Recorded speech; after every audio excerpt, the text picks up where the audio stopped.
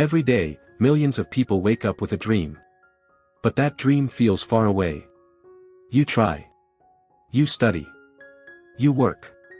You sacrifice. But the world doesn't notice. You get laughed at, ignored, told, you're not good enough. You scroll through your phone, watching others succeed. And deep down, you wonder, will it ever be me? You're not alone. This is a story for those who've ever felt unseen, unworthy, too poor, too small, or just, too tired. This is the story of a boy who faced it all. And chose one thing, not to give up. Part 1, Humble Beginnings. On a small island in Portugal, in a place called Madeira, a boy was born in 1985.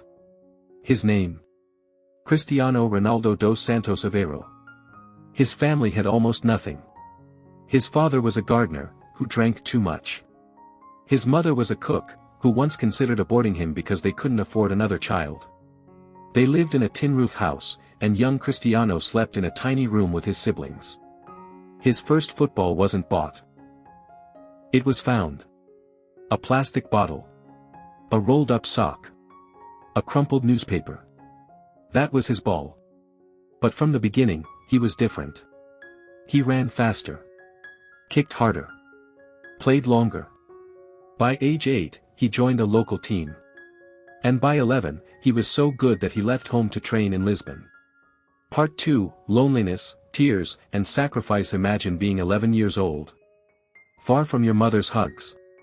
Far from your friends. You're alone. And mocked for your accent. Your clothes. Your poverty. That was Cristiano. He cried every night. But every morning, he ran. Every afternoon, he trained. Every evening, he promised himself, one day, I'll make them remember my name. At 15, everything almost ended. Doctors found a heart condition. His heartbeat was too fast. They said, you may never play again. For a moment, the dream stood still. But Cristiano chose courage over fear. He underwent laser heart surgery.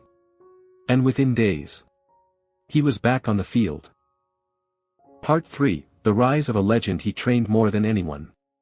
He stayed back when others went home. He did 3,000 sit-ups a day.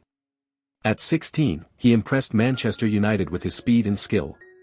Sir Alex Ferguson signed him, and gave him the iconic number 7 jersey.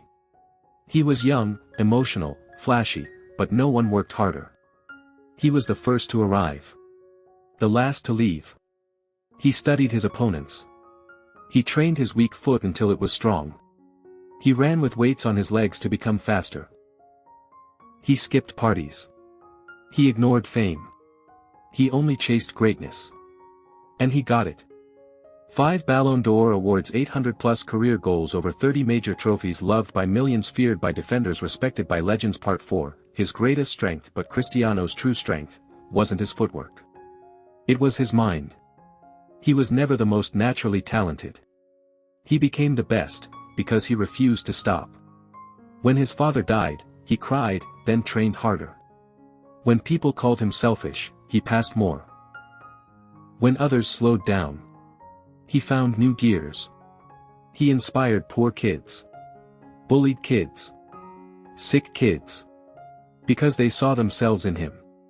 Part 5, The Message for You. Maybe you feel like giving up. Maybe you think it's too late. Maybe you don't have support, money, or luck. But remember this, Cristiano had none of those either. He had pain.